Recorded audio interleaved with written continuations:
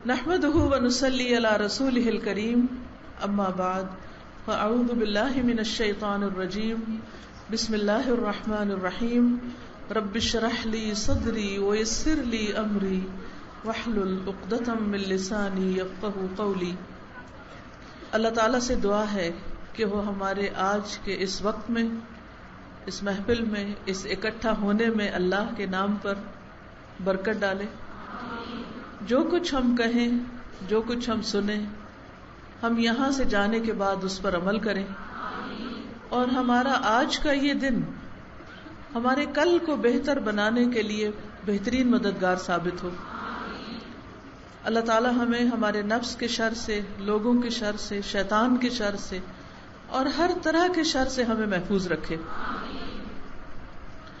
آج انشاءاللہ آپ کے ساتھ گفتگو ہوگی خیانت کے موضوع پر۔ امانت، خیانت کا لفظ تو آپ سب نے سن ہی رکھا ہوگا۔ خیانت اپوزٹ ہے امانت کے۔ مطلب اس کا کیا ہے؟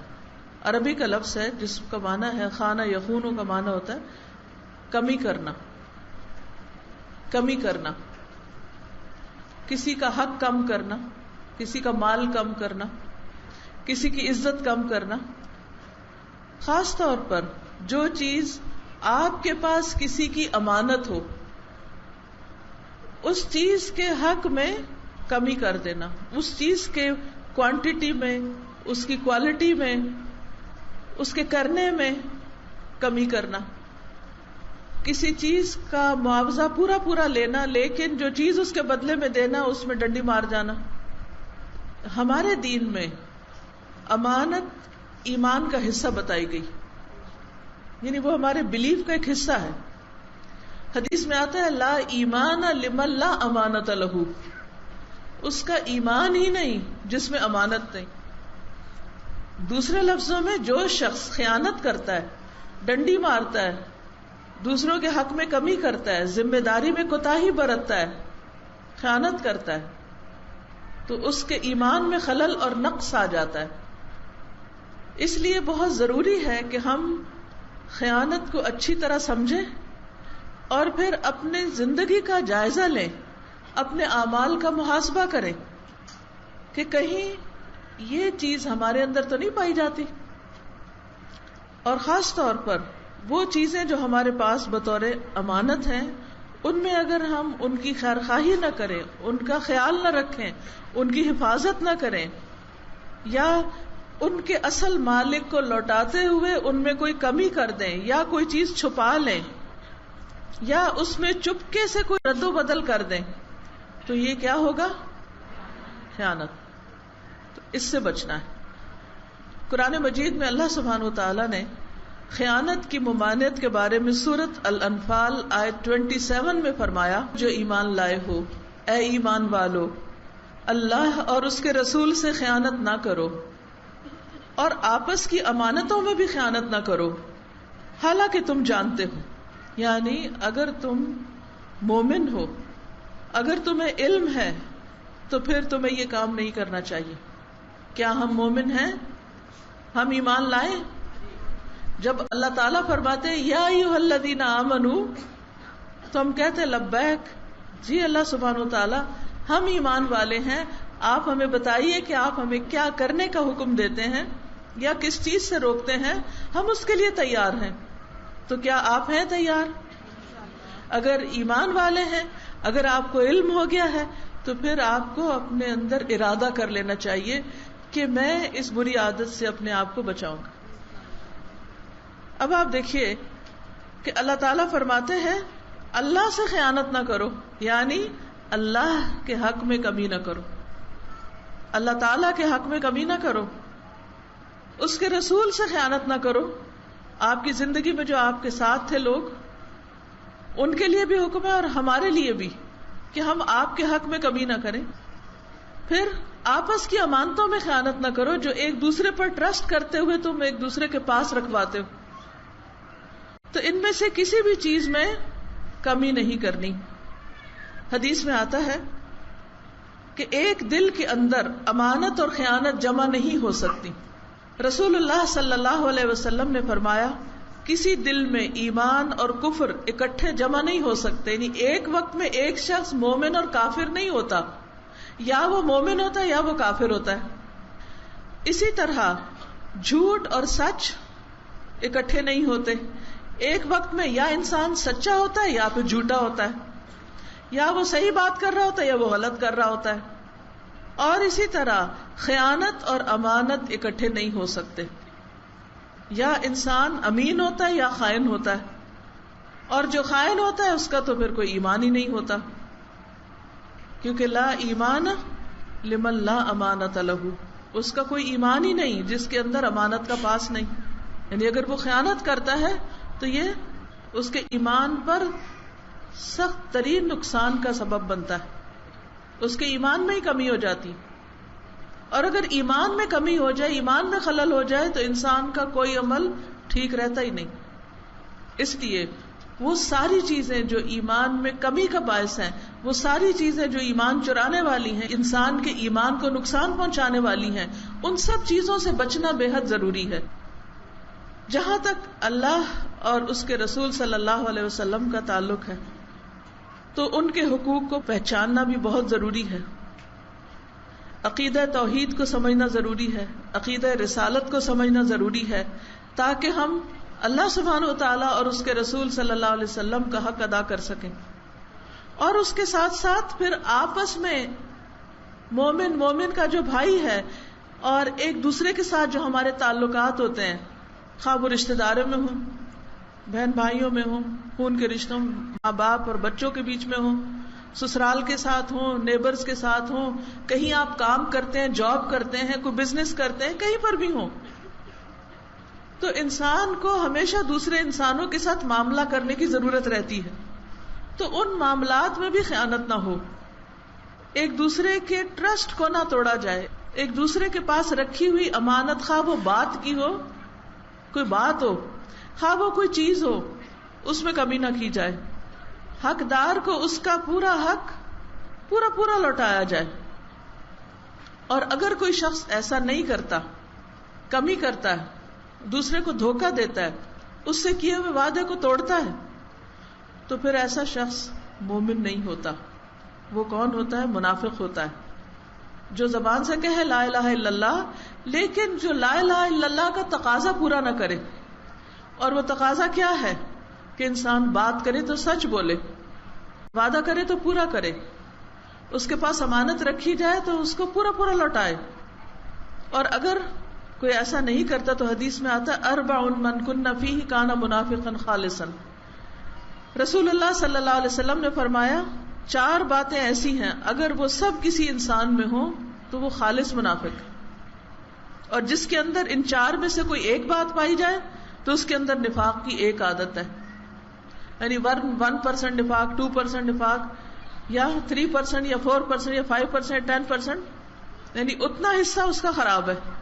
جیسے آپ پھل خریدتے ہیں نا، مثلا سیب خریدا آپ نے، تو کچھ سیب آپ خریدتے ہیں تو پورے کے پورے بالکل ٹھیک ہوتے ہیں، کچھ خریدتے ہیں تو ان میں 1 داغ ہوتا ہے، کچھ کے اندر 2 داغ، کچھ کے اندر 3، کچھ کے اندر 4، اور کچھ آدھے کے آدھے خراب ہوتے ہیں، اور تھوڑا سا حصہ ان کا ٹھیک ہوتا ہے۔ آپ کیا کرتے ہیں؟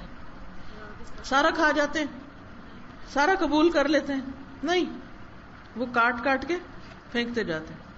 اب آپ دیکھیں کہ اگر ہمارے ایمان میں سے، ایمان کو اگر آپ اسی سے تشبیہ دیں اور پھر اس کے ایک حصے میں خیانت لگی ہوئی ہے، کہیں جھوٹ چمٹا ہوا ہے، کہیں کوئی دھوکہ بازی، فریب، وعدہ خلافی، تو ایمان کا حال کیا ہوگا؟ اس سیب کی طرح ناقص، اس سیب کی طرح جس میں کئی داغ لگے ہوئے ہیں۔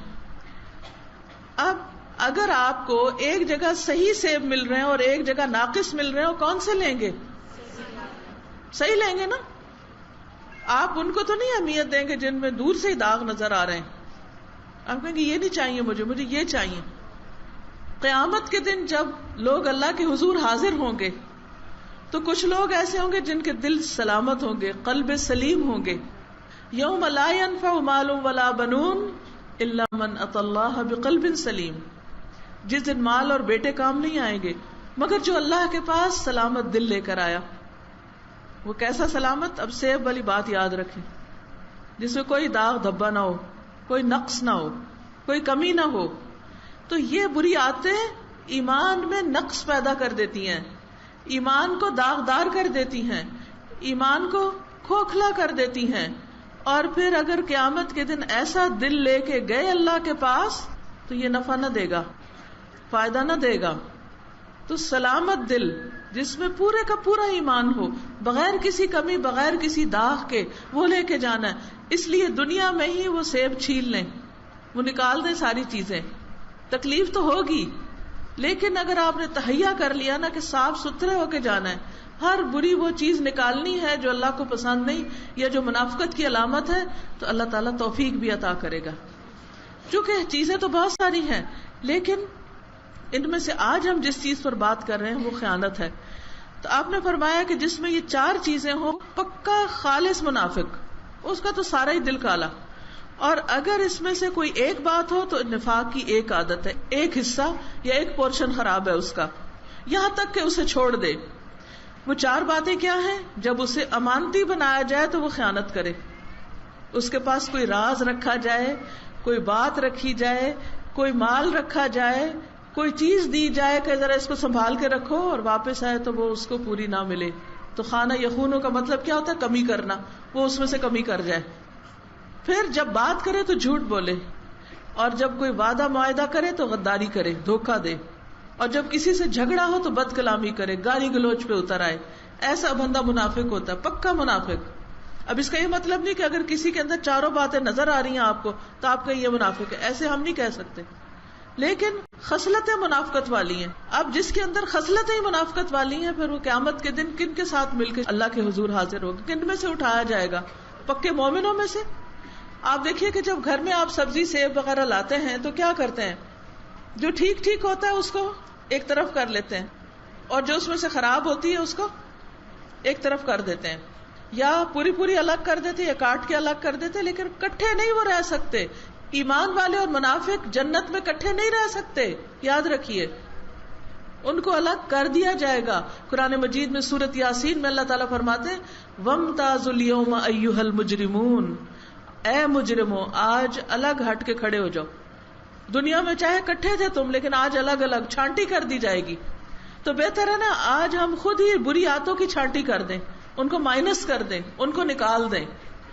عبداللہ ابن عمرو بن العاص سے روایت ہے کہ رسول اللہ صلی اللہ علیہ وسلم نے فرمایا تمہارا اس زمانے میں کیا حال ہوگا، یا فرمایا ان قریب ایسا زمانہ آنے والا ہے کہ لوگوں کو خوب چھان لیا جائے گا، الگ الگ کر دیا جائے گا، یہ دنیا میں ہی الگ کر لیا جائے گا.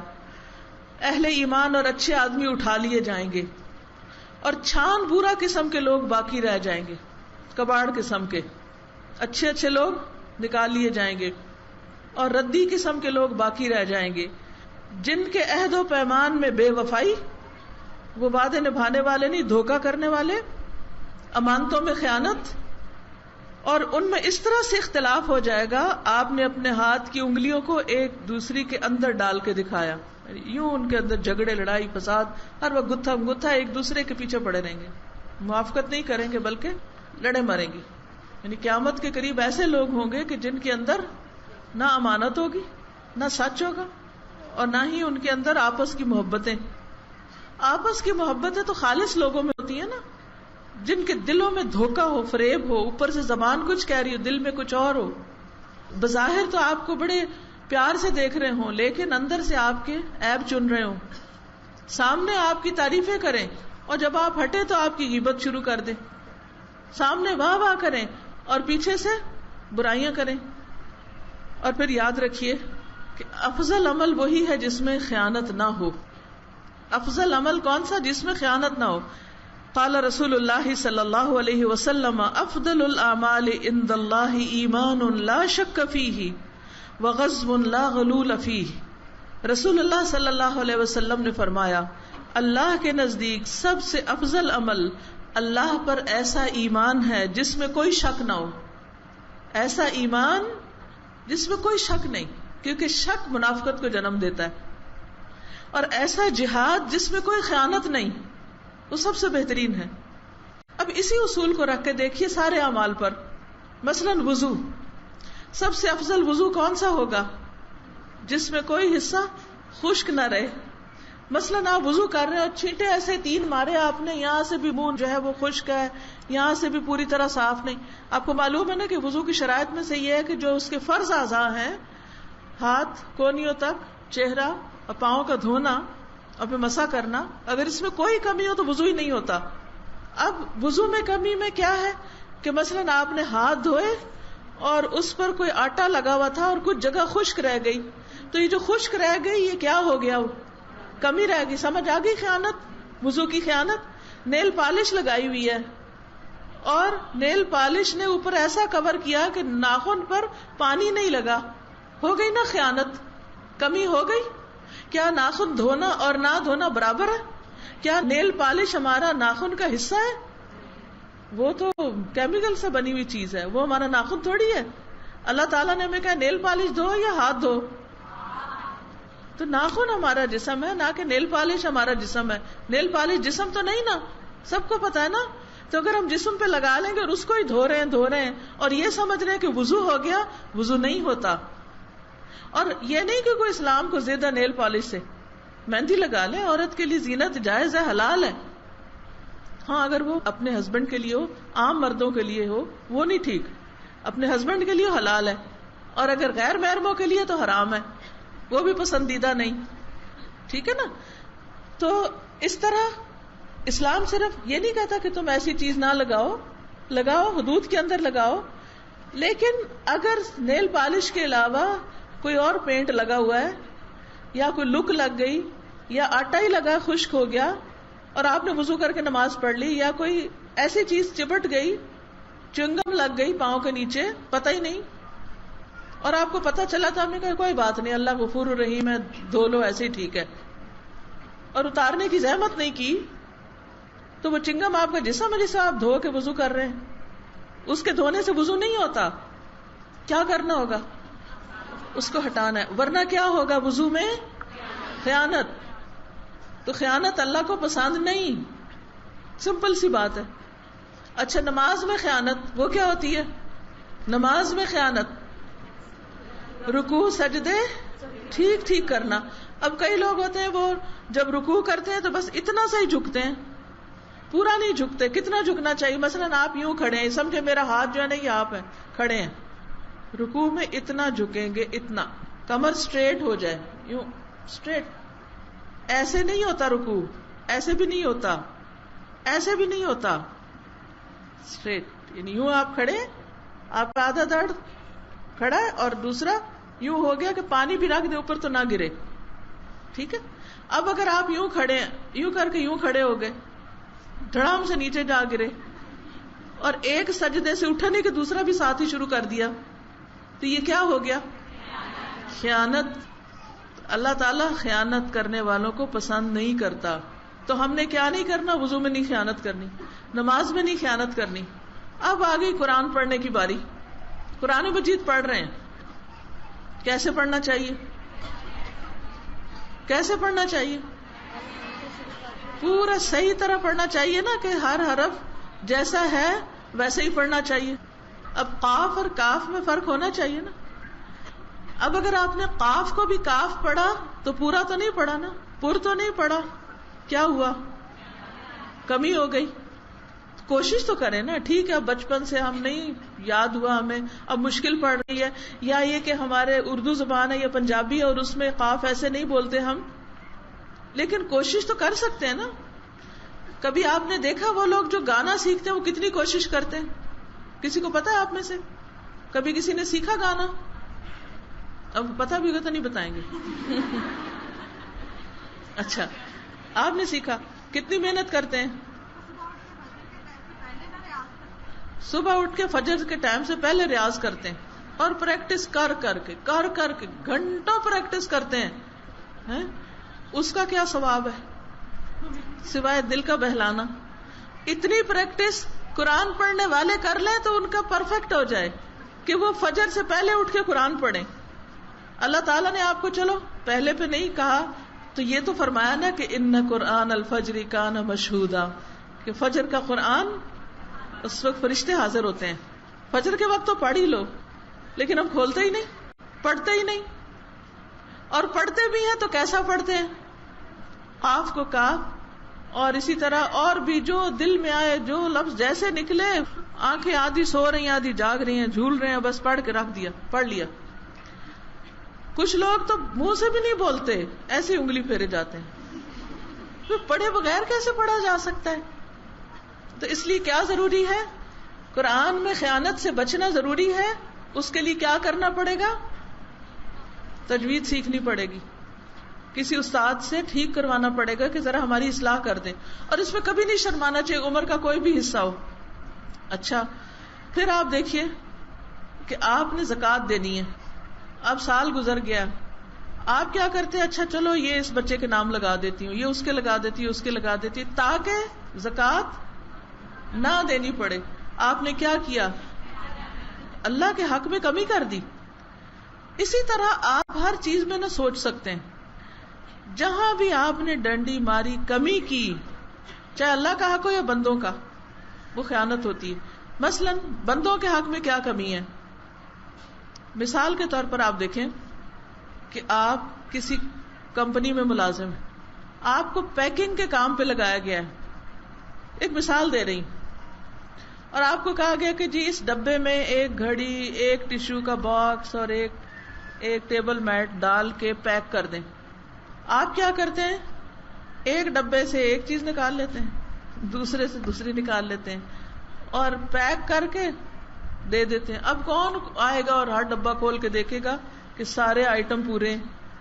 ایک آئٹم کی کمی کیا ہو گئی؟ ہو گئی نا۔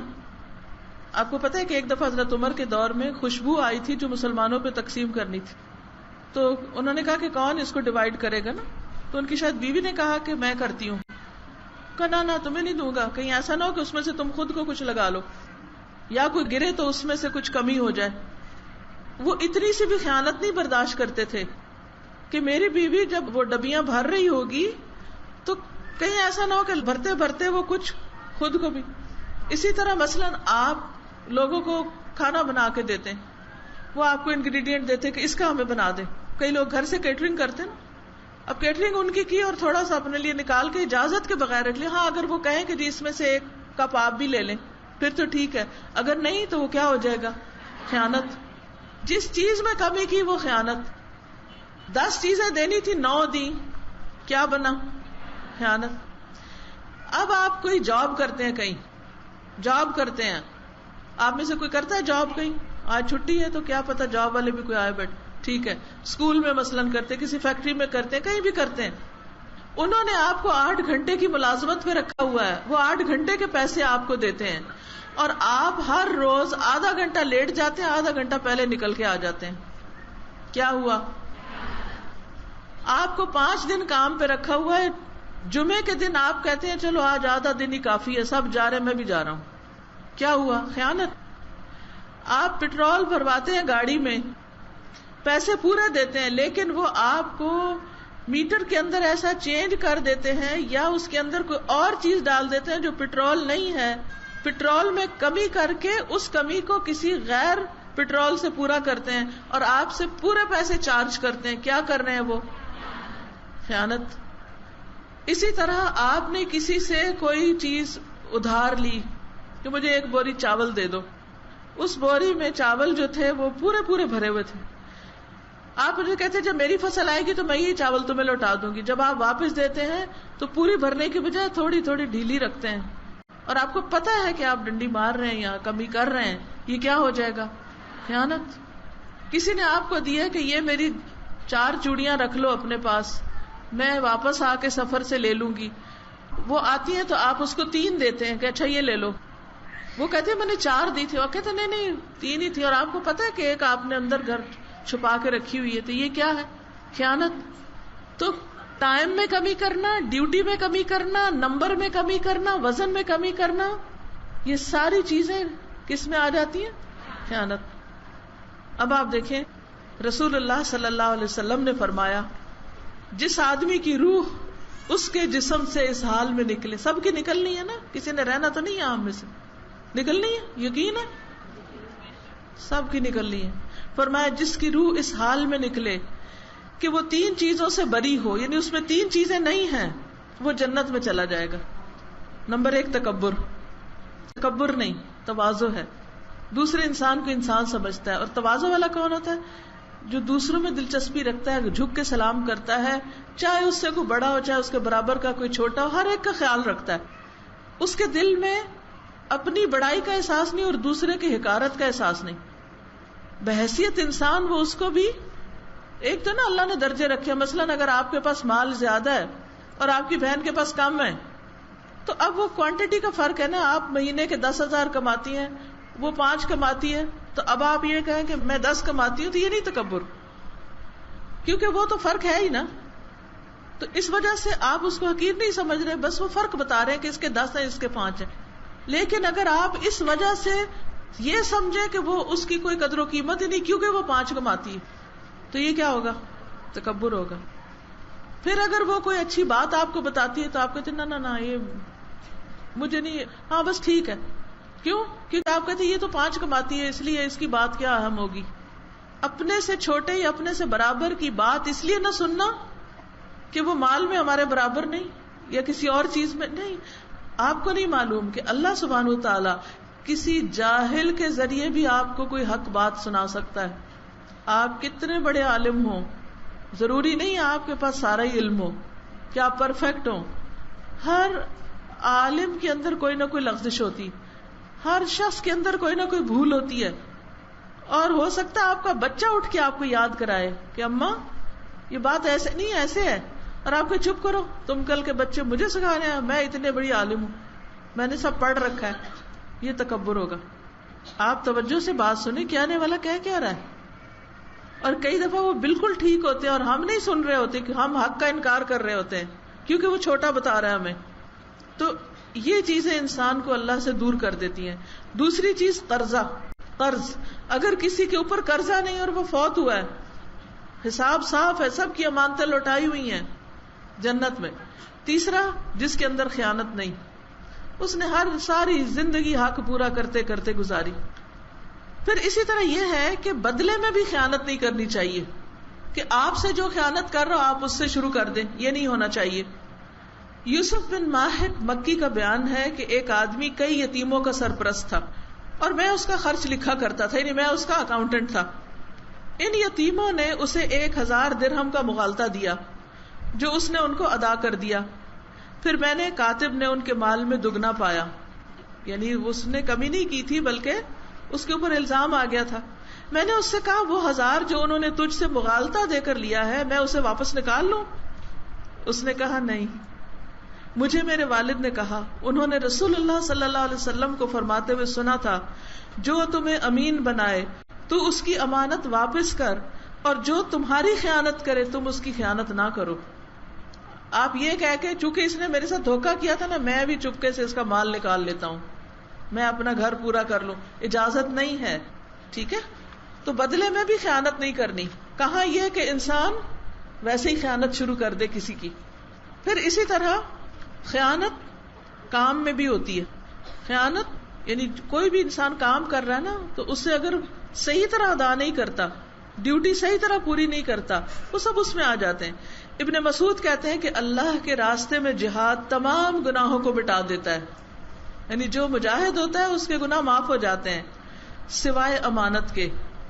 پھر فرمایا قیامت کے دن بندے کو لایا جائے گا، اگر اس نے اللہ کے راستے میں جہاد کیا ہوگا تو اس سے کہا جائے گا امانت ادا کرو، اور اگر قرض ہو تو وہ بھی اس میں آ جاتا ہے کہ قرضہ واپس دو. وہ کہے گا اے میرے رب میں کس طرح ادا کروں، اب تو دنیا گزر چکی ہے، واپس نہیں جا سکتا، وہ چیز تو میرے ہاتھ میں ہی نہیں، کیسے واپس کروں؟ تو اللہ تعالیٰ فرمائیں گے اسے ہاویہ میں لے جاؤ. ہاویہ پتہ ہے کہاں ہے؟ کس کو پتہ ہاویہ کا؟ وما ادراک ما ہی، کیا ہے؟ نارن حامیہ، بھڑکتی آگ. حکم ہوگا اس شہید کو، اس مجاہد کو ہاویہ میں لے جاؤ. ہاویہ میں لے جایا جائے گا اور اس کے لیے اس کی امانت کو، وہ چیز جو اس نے خیانت کی تھی، اس صورت میں لایا جائے گا جس میں اسے وہ دی گئی تھی. وہ اسے دیکھے گا اور پہچان لے گا اور اس کے پیچھے پیچھے جائے گا اور اسے پا کر کندھوں پر لاد لے گا. پھر دیکھے گا کہ کندھوں سے اتر گئی ہے, وہ آ ہی نہیں رہی ساتھ. پھر پیچھے جائے گا, پھر اسے لا دے گا, پھر وہ اتر جائے گی, پھر لا دے گا, پھر اتر جائے گی. اسی طرح ہمیشہ ہوتا رہے گا. پھر فرمایا نماز امانت ہے, وضو امانت ہے, وزن امانت ہے, ناپ تول ناپ امانت ہے, اور بہت سی چیزیں گنوائیں. اور ان سب سے سخت وہ امانتیں ہیں جو سونپی گئی ہیں. دازان کہتے ہیں میں برا کے پاس آیا اور کہا کہ آپ اس بارے میں کیا کہتے ہیں جو ابن مسعود نے کہا. وہ بولے کہ سچ کہا, کیا تم اللہ کا فرمان نہیں سنتے, ان اللہ یأمرکم ان تؤدوا الامانات الی اہلہا, بے شک اللہ تم کو حکم دیتا ہے کہ امانتیں ان کے اہل کے سپرد کرو, جس کا وہ حق ہے اس کو دے دو. بعض اوقات ایسا ہوتا ہے نا, ایک گھریلو مثال دوں گی کہ آپ کی والدہ ہیں, بوڑھی ہیں, بیمار ہو گئیں, انہوں نے اپنا زیور اتار کر بیٹی یہ رکھ لو, جیب میں کچھ پیسے تھے نکال کے کہا یہ رکھ لو, پرس ہے کہا یہ رکھ لو, یہ سارا کچھ جس ہسپتال سے آؤں گی تو پھر لے لوں گی. اور کیا ہوا, اتفاق سے ان کی ڈیتھ ہو گئی. کسی کو نہیں پتا اللہ کے سوا اور آپ کے سوا کہ وہ ماں کا زیور, روپیہ, وہ چیزیں آپ کے پاس ہیں. اب وراثت تقسیم ہونے لگی ہے, آپ وہ مال ظاہر ہی نہیں کرتے, کسی کو بتاتے ہی نہیں, چپکے سے اپنے پرس میں ڈال لیتے ہیں چھپا کے. یہ کیا ہے؟ کیا وہ آپ کا حق ہے؟ کسی کو نہیں پتا چلا, بچوں میں سے صرف آپ کو پتا چلا اور آپ نے ڈنڈی مار لی. یہ قیامت کے دن پھر کیا بنے گا؟ سارے حقدار آ جائیں گے اور وہ کہیں گے لاؤ ہمارا حصہ, تم نے کیوں رکھ لیا تھا. وہاں اس کے پاس وہ زیور نکلے گا کہیں؟ کہیں نہیں ہوگا. کسی کا حق کبھی نہ اٹھائیں, اور اگر کوئی بھول ہو گئی ہے تو توبہ کریں اور وہ اس کو لوٹا دیں. دنیا میں شرمندگی ہوگی تھوڑی دیر, اور ساتھ اللہ عزت بھی دے گا. جو اللہ کے لیے جھکے گا اللہ اس کو عزت بخشے گا.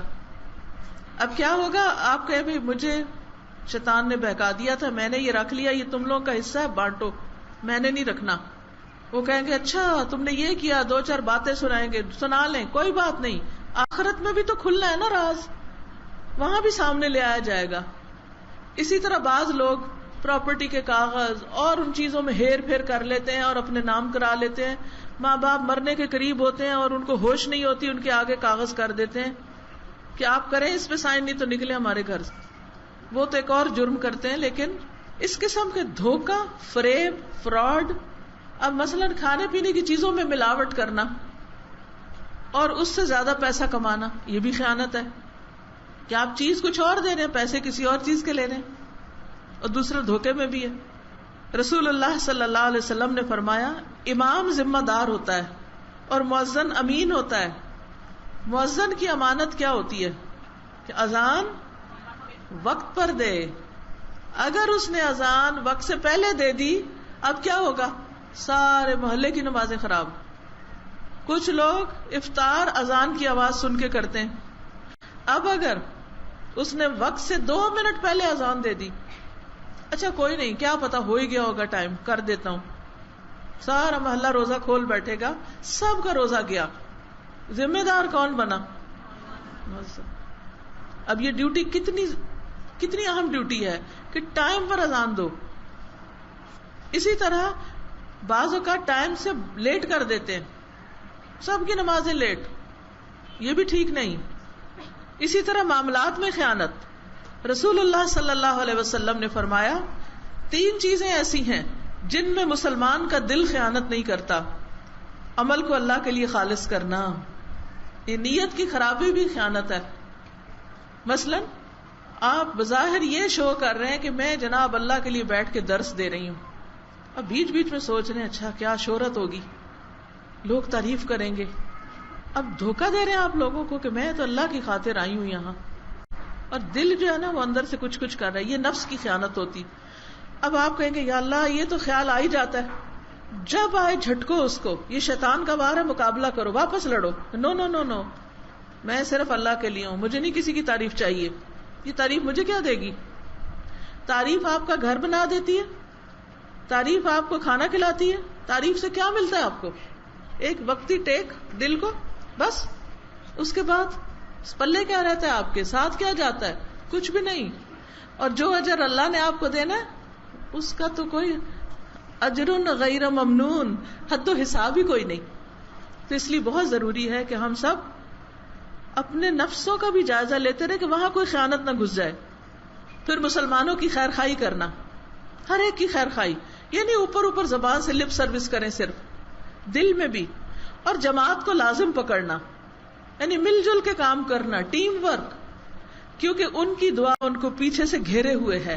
یعنی جب لوگ مل کے کام کرتے ہیں تو وہ ایک دوسرے کی کیئر کرتے ہیں، ایک دوسرے کے لیے دعائیں کرتے ہیں، ایک دوسرے کو سپورٹ دیتے ہیں، زندگی میں بھی اور مرنے کے بعد بھی ان کے لیے دعائیں کرتے ہیں. اچھا، کچھ اور چیزوں کی خیانت، نگاہوں کی خیانت. قرآن پاک میں آتا ہے سورۃ غافر آیت 19،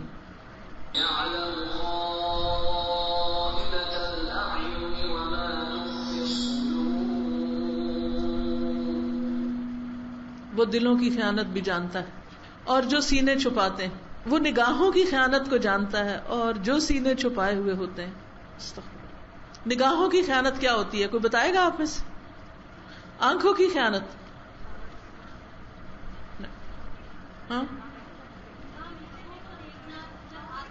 حرام چیزوں کو جن کو دیکھنے سے منع کیا گیا ان کو کنکھیوں سے دیکھ لینا، پیپر میں نقل کرنا. انسان ایسے بھی کر کے سامنے دیکھ رہا ہے، ایسے کر کے بھی دیکھ لیا نا اس نے، ایسے ایک لفظ بھی اچک لیا. یہ نگاہوں کی خیانت. جس چیز کو پڑھنے سے منع کیا گیا، مثلا کو اپنا خط پڑھ رہا ہے، آپ ادھر دیکھنا شروع کرتے ہیں بھلا کیا ہے، یہ بھی نگاہوں کی خیانت. یعلم خائنۃ الاعین وما تخفی الصدور. اور جو دل سینے چھپائے ہوئے ہیں نا، اندر کچھ ہے اوپر کچھ ہے، یہ دلوں کے ساتھ خیانت. راز میں خیانت. رسول اللہ صلی اللہ علیہ وسلم نے فرمایا جب آدمی کوئی بات تم سے کرے پھر ادھر ادھر دیکھے وہ بات امانت ہے. اس نے چاہے نہ بھی کہا کہ یہ امانت ہے، مثلا کوئی کہتے ہیں میں ذرا آپ سے ایک بات کرنا چاہتی ہوں، اور پھر وہ دیکھے کہ کوئی اور تو نہیں دیکھ رہا، پھر آپ کو بتائے چپکے سے یا آپ کے کان میں بتائے، اور آپ اٹھ کے تو اشتہار دینے لگے اس کا، مجھے پتا چل گیا، تمہیں پتا فلانا کیا کہہ رہا تھا. تو یہ بھی خیانت ہو جاتی. مشورے میں خیانت وہ کیا ہوتی ہے؟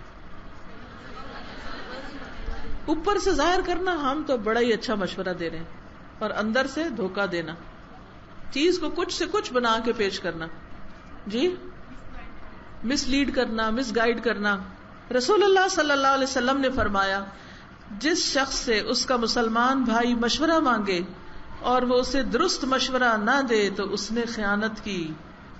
ذمہ داری میں خیانت. ذمہ داری.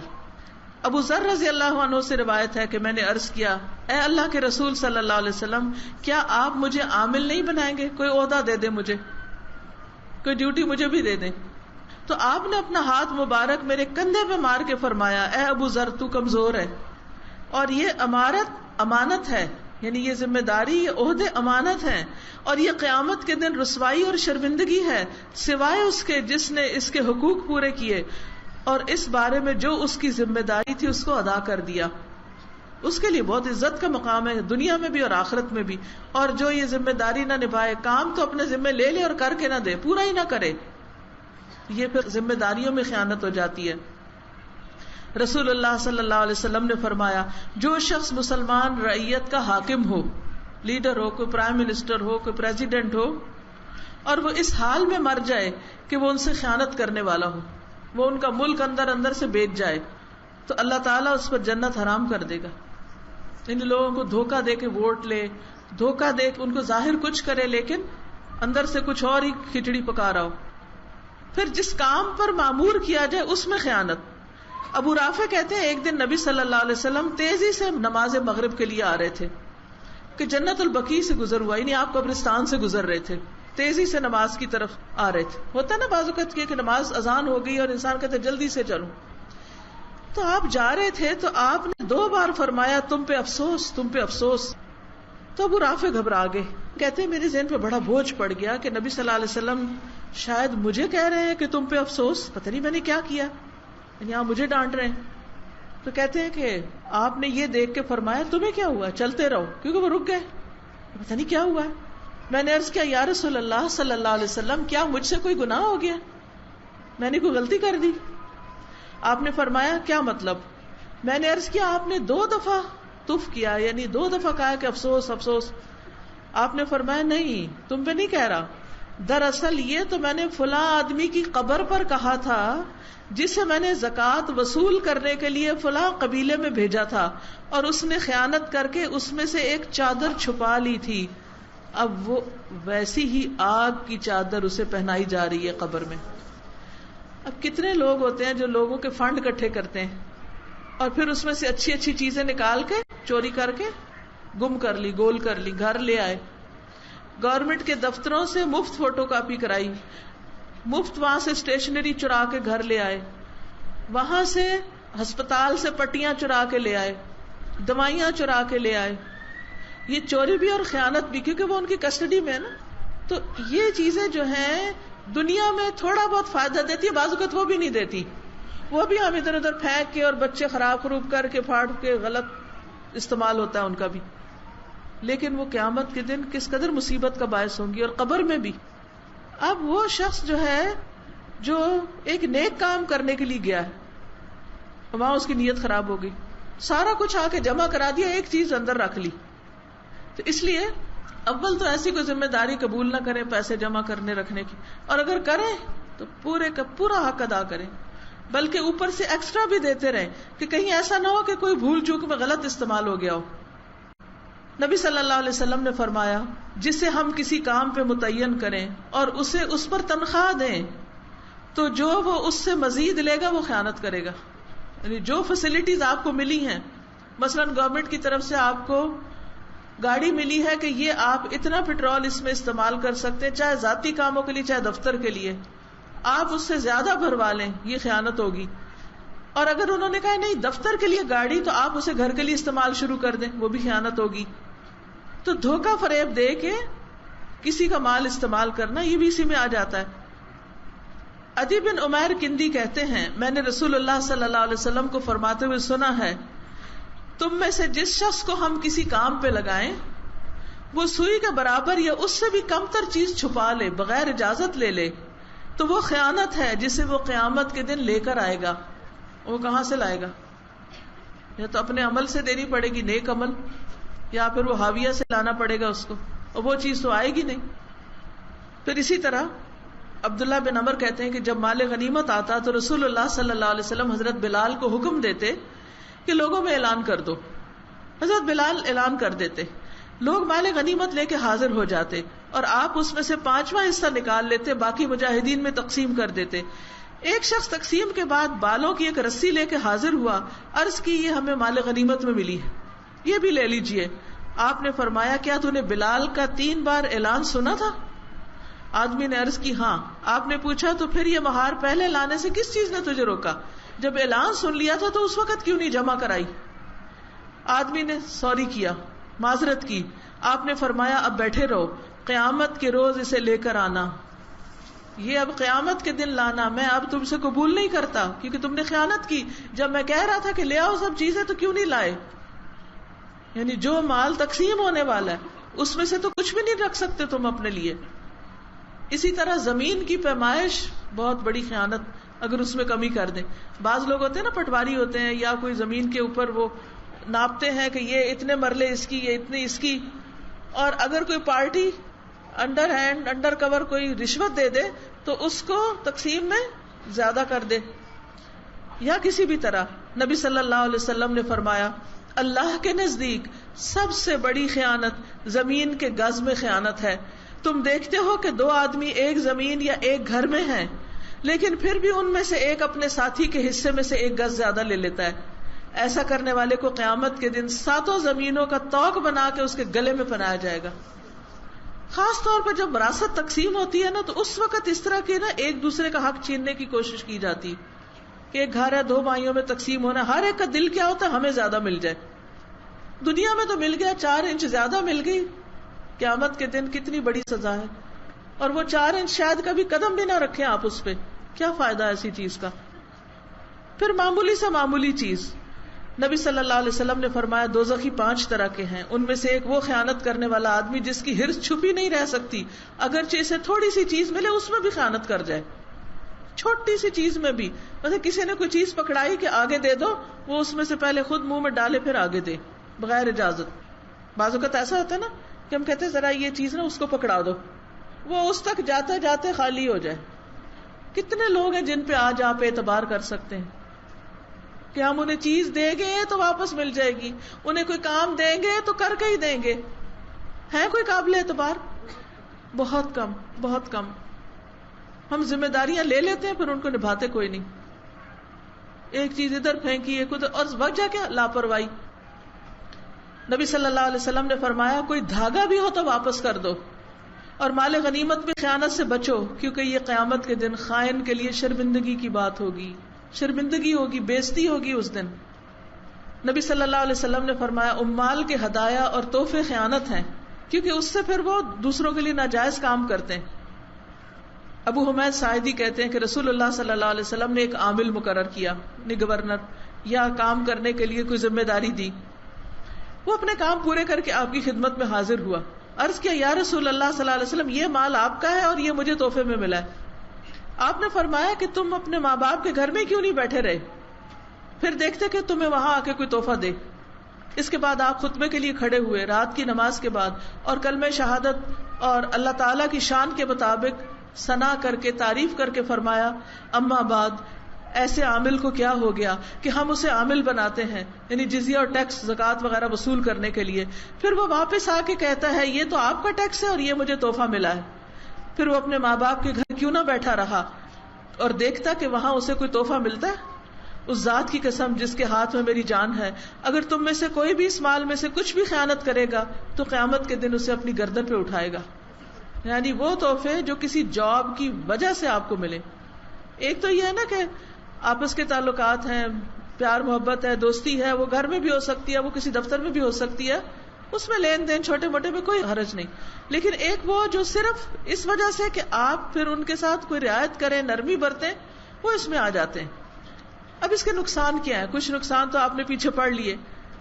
سب سے بڑا خیانت کا نقصان یہ کہ انسان اللہ کی محبت سے محروم ہو جاتا ہے۔ اللہ تعالیٰ ایسے بندوں سے محبت نہیں کرتا۔ کیا آپ کا دل گوارا کرے گا کہ اللہ آپ سے محبت نہ کرے؟ پھر یہ کہ ایمان نکل جاتا ہے دل سے۔ نبی صلی اللہ علیہ وسلم نے فرمایا تم میں سے کوئی شخص خیانت کرتے وقت مومن نہیں رہتا، اور خدا نہ خواستہ اس وقت موت آ جائے پھر کیا ہو؟ رسول اللہ صلی اللہ علیہ وسلم نے فرمایا بغیر طہارت کے نماز قبول نہیں ہوتی، بغیر طہارت کے نماز قبول نہیں ہوتی، اور خیانت کے مال سے صدقہ قبول نہیں ہوتا۔ یعنی اگر کوئی شخص کسی کے مال میں سے کچھ نکال کے صدقہ کر رہا ہو تو وہ صدقہ قبول نہیں ہوتا۔ عبداللہ بن عمر کہتے ہیں رسول اللہ صلی اللہ علیہ وسلم نے خائن مرد اور خائن عورت کی گواہی رد فرمائی ہے، یعنی اسے گواہی سے محروم کر دیا گیا۔ پھر اسی طرح رسول اللہ صلی اللہ علیہ وسلم نے فرمایا وہ آدمی جو جہاد سے پیچھے رہ کر مجاہدین کے کسی آدمی کے گھر میں اس کے بعد اس کی نیابت کرنے والا ہو، یعنی اس کا سیکنڈ ہو، کام کر رہا ہو، ڈیوٹی پر ہو، پھر ان میں خیانت کا مرتکب ہو۔ مثلا ایک شخص خود چلا گیا، پیچھے کسی کو ذمہ داری دے گیا کہ میرے گھر والوں کا خیال رکھنا، اور وہ اس نے کیا کیا، باپ کی موجودگی میں اس کی بیٹی کو برگلا لیا یا اس کی بیوی کو کسی اور غلط راہ پہ لے گیا، یہ کیا ہے؟ خیانت۔ فرمایا قیامت کے دن اسے کھڑا کیا جائے گا، یعنی مجاہد کو، پھر وہ مجاہد اس کے اعمال میں سے جو چاہے گا لے لے گا۔ فرمایا اب تمہارا کیا خیال ہے، وہ کیا چھوڑے گا؟ تو کسی کی بہن، بیٹی، بیوی کو برگلانا، اس کے ساتھ برا کام کرنا، اس کو برے رستے پہ لے جانا، کسی کے بچے کی تربیت کرتے ہوئے اسے جھوٹ سکھانا، کچھ اور کرنا۔ مثلا آپ ایک ٹیچر ہیں اور آپ بچوں کے اسکول میں پڑھا رہے ہیں، تربیت کر رہے ہیں، اور آپ ان کو غلط باتیں سکھا رہے ہیں، اور ماں باپ نے آپ کے پاس بھیجا اچھی تربیت کے لیے اور آپ کر رہے ہیں ان کے ساتھ زیادتی، تو یہ بھی کیا آ جاتا ہے؟ خیانت میں شامل ہو جاتا ہے۔ وَمَن يَغْلُلْ يَأْتِ بِمَا غَلَّ يَوْمَ الْقِيَامَةِ، اور جو خیانت کرے گا قیامت کے دن اس کو اپنی خیانت لے کر آئے گا، اسے خیانت بھرنی ہوگی۔ خیانت کرنے والے کو قیامت کے دن ساری مخلوق کے سامنے ذلیل کیا جائے گا۔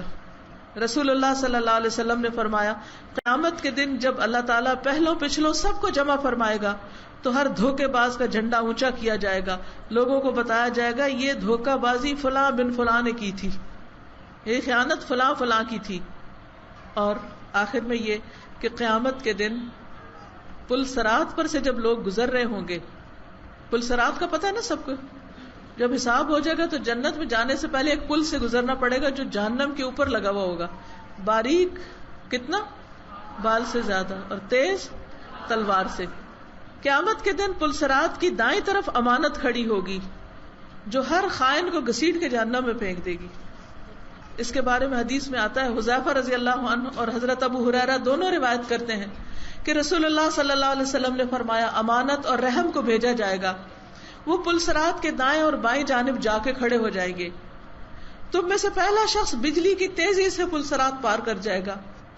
حضرت حذیفہ نے کہا، میرے ماں باپ آپ پہ قربان، کون سی چیز بجلی کی رفتار سے گزر سکتی ہے؟ یعنی کوئی ایسی چیز بھی، کیونکہ اس زمانے میں تو کوئی یہ لفٹ، چیئر لفٹ اور یہ ساری چیزیں کچھ بھی نہیں تھا، تو لوگ ریلیٹ نہیں کر پائے کہ اچھا بجلی تو یوں فلیش کرتی ہے اور بس اتنی تیزی سے بس آنکھ جھپکنے کی دیر ادھر سے ادھر.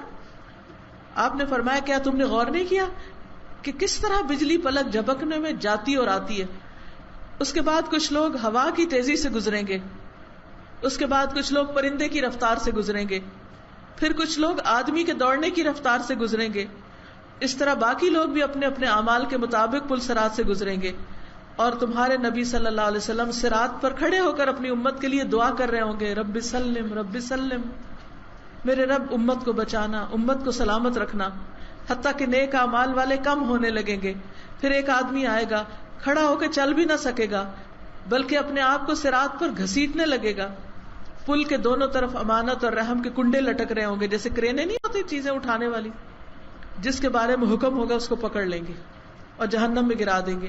بعض لوگ زخمی ہو جائیں گے ان کنڈوں کی وجہ سے، لگتے رہیں گے اور زخمی ہو کے پل پار کریں گے. بعض لوگ ٹھوکریں کھا کے جہنم میں جا گریں گے. اس لیے بہت ضروری ہے کہ انسان خیانت سے پرہیز کرے، کیونکہ مکر، دھوکہ اور خیانت آگ میں ہے. نبی صلی اللہ علیہ وسلم نے ایک بہت خوبصورت دعا سکھائی ہے، اللہم انی اعوذ بک من الجوع فانہ بئس الضجیع واعوذ بک من الخیانہ فانہا بئست البطانہ. یا اللہ، میں تیری پناہ طلب کرتا ہوں بھوک سے کہ وہ بدترین ہم نشین ہے، اور خیانت سے تیری پناہ طلب کرتا ہوں کہ میرے اندر کسی بھی قسم کی خیانت ہو، کہ وہ بہت ہی بری ساتھی ہے، بہت بری ہم نشین، بہت بری رازدان. کیونکہ بندے کے اپنے علاوہ کسی کو پتہ نہیں ہوتا اس چیز کا کہ کوئی کیا کر رہا ہے. تو اس لیے بہت ضروری ہے کہ ہم سب اپنے ساتھ سچے ہو جائیں. اس دعا کو یاد کر لیجئے، اور اگر آپ کے پاس نہیں تو مجھے معلوم نہیں کہ سٹال ہے یا نہیں. اگر سٹال لگا ہوا ہے تو اس میں قرآنی اور مسنون دعائیں، اور اسی طرح ایاک نستعین کتاب ہے، اس میں اوتھینٹک دعائیں لکھی ہوئی ہیں، وہاں سے آپ دیکھ کے یاد کر سکتے ہیں، قبولیت کے اوقات میں پڑھ سکتے ہیں. لیکن اصل بات بہنوں یہ ہے کہ سب سے پہلے ہمیں نیت کرنی ہوگی کہ ہم اپنی زندگی سے ہر خیانت نکال دیں. اس کے لیے کیا کریں؟ اپنے گھر جا کے نا اپنی ساری چیزوں کا جائزہ لیں، دراز کھولیں، ایک ایک چیز دیکھیں، یہ کس کی ہے، یہ کس کی ہے، یہ کس کی، یہ میری ہے یا میں نے کسی کی چھپا کے رکھ لی، یا کوئی بھول گیا تو میں نے واپس ہی نہیں کی، ٹھیک ہے اچھا ہے بھول گیا، اب ہم یوز کریں گے، مالک کو ڈھونڈا ہی نہیں. جو چیز آپ کی نہیں اس کو باہر نکال دیں. سمجھ آ گئی؟ اپنے گھر کا جائزہ لیں، اپنے بیگ کا جائزہ لیں. کسی اور کا پین آ گیا نکال دیں، ڈھونڈے، مالک کو نہیں ملتا تب بھی اپنے اندر مت رکھیں، کوئی ضرورت نہیں، اس کے بغیر بھی گزارا ہو جاتا ہے. کوئی بھی چیز.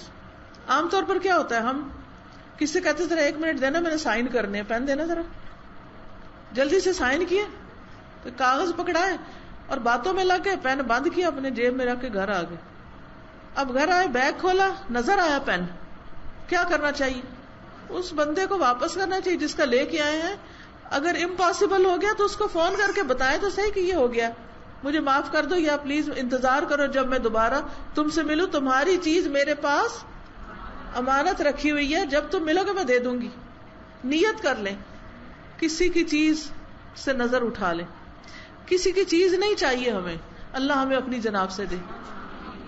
خیانت کے مال میں کبھی برکت نہیں ہوتی، تو اللہ سبحانہ وتعالیٰ ہمیں اپنی جناب سے دے، اور لوگوں کے مالوں کی ہرس، کسی کی چیز کی ہرس اور لالچ ہمارے دل سے نکال دے، یا اس کو کسی بھی طرح چھپا کے آگے پیچھے کر کے گول کر کے ہمیں اس کو اپنے لیے لے لیں اس کی مرضی کے بغیر.